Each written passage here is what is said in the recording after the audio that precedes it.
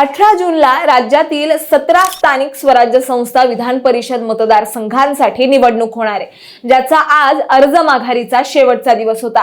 आणि या शेवटच्या दिवशी कोकणातील रायगड, रत्नागिरी, सिंधुदुर्ग विधान परिषद मतदारसंघात एक मोठी घडामोड घडली आहे। महाविकास आघाडीचे उमेदवार सुरेंद्र उर्फ बाळ माने यांनी अचानक निवडणुकीतून माघार घेतली आहे। त्यानंतर लगेचच पक्षप्रमुख उद्धव ठाकरे यांनी बाळ माने यांची शिवसेनेतून हकालपट्टी केली आहे। आता हे नक्की कसं घडलं? महत्वाचं म्हणजे इथे भाजप मंत्री नितेश राणे यांची नेमकी काय भूमिका होती, आपण सविस्तर जाणून घेणार आहोत या व्हिडिओच्या माध्यमातून। दरम्यान चॅनलवर नवे आला असाल तर इकडे खाली दिसत असलेल्या सबस्क्राइब बटनवर लगेच क्लिक करा। तर आज अर्ज मागे घेण्याच्या शेवटच्या दिवशी रायगड, रत्नागिरी, सिंधुदुर्ग विधान परिषदेतील ठाकरेंच्या शिवसेना महाविकास आघाडीचे उमेदवार सुरेंद्र उर्फ बाळ माने हे भाजपचे मंत्री नितेश राणे यांच्यासोबत रत्नागिरी जिल्हाधिकारी कार्यालयामध्ये दाखल झाले। त्यानंतर बाळ माने उमेदवारी अर्ज मागे घेतला।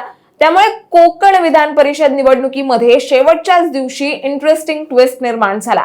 आता या जागेचं गणित लक्षात घेता ठाकरेंसाठी ही जागा किती महत्वाची होती हे मी तुम्हाला सांगते।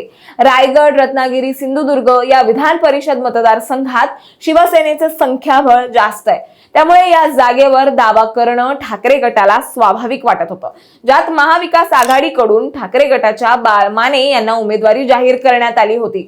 दरम्यान दुसरीकडे महायुतीने जागा वाटपात हा मतदारसंघ राष्ट्रवादी काँग्रेसला दिला आणि सुनील तटकरे यांचे पुत्र अनिकेत तटकरे यांनी उपमुख्यमंत्री सुनेत्रा पवार आणि एकनाथ शिंदे यांची भेट घेऊन उमेदवारी अर्ज दाखल केला। या दरम्यान शिंदेच्या शिवसेनेतील काही आमदारांनी ही जागा राष्ट्रवादीला जाण्यावरून नाराजी व्यक्त केली होती। कारण काय तर इथे शिवसेनेचं संख्याबळ जास्त आहे, त्यामुळे आमदारांनी एकनाथ शिंदे यांना भेटून चर्चा देखील केली। मात्र शिंदेंनी महायुती धर्म पाळण्याच्या सूचना दिल्या। आता निवडणूक चुरशीची होणार असल्याची चर्चा सुरू होती, मात्र मंत्री नितेश राणे यांनी थेट बाळ माने यांच्याशी संपर्क साधत राजकीय समीकरणेच बदलली।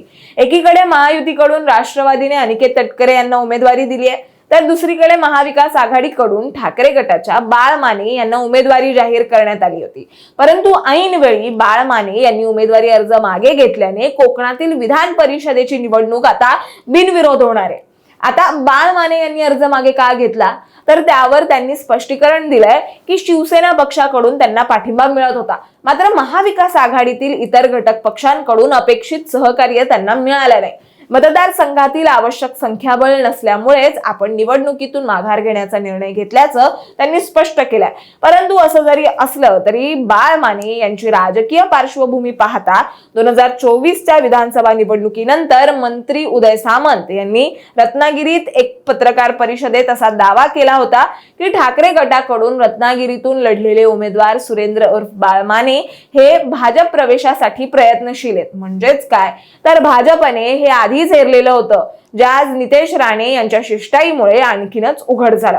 दरम्यान ही बातमी समजताच ठाकरे सेनेने कठोर कारवाई केली। राज्यसभा खासदार संजय राऊत यांनी सोशल मीडियावर जाहीर केलं की पक्षविरोधी कारवायांमध्ये सहभागी झाल्याबद्दल पक्षप्रमुख उद्धव ठाकरे यांनी बाळ माने यांची शिवसेनेतून हकालपट्टी केली आहे। शेवटी थोडक्यात सांगायचं झालं तर 39 वर्ष भाजपमध्ये, मग भाजपमधून ठाकरे सेनेत आणि आता पुन्हा भाजपच्या दिशेने बाळ मानेंचा हा प्रवास कोकणाच्या राजकारणाबद्दल बरंच काही सांगतो। या संपूर्ण प्रकरणानंतर नितेश राणे यांच्या राजकीय चातुर्याची कोकणात जोरदार चर्चा सुरू झाली आहे आणि 18 जूनला मतदान होईल तेव्हा कोकणात महायुतीचा उमेदवार बहुधा बिनविरोध निवडून येईल आणि त्याचं श्रेय मोठ्या प्रमाणात नितेश राणेंच्या या एका खेळीला जाईल। कारण नितेश राणेंनी उद्धव ठाकरेंना सर्वात मोठा धक्का देत थेट ठाकरेंचाच विधान परिषदेचा उमेदवार फोडलाय। तुम्हाला याबद्दल काय वाटतं हे आम्हाला कमेंटमध्ये नक्की सांगा आणि अशाच माहितीपूर्वक व्हिडिओ बघण्यासाठी लगेचच सबस्क्राइब करा प्राईम टाइम महाराष्ट्रला।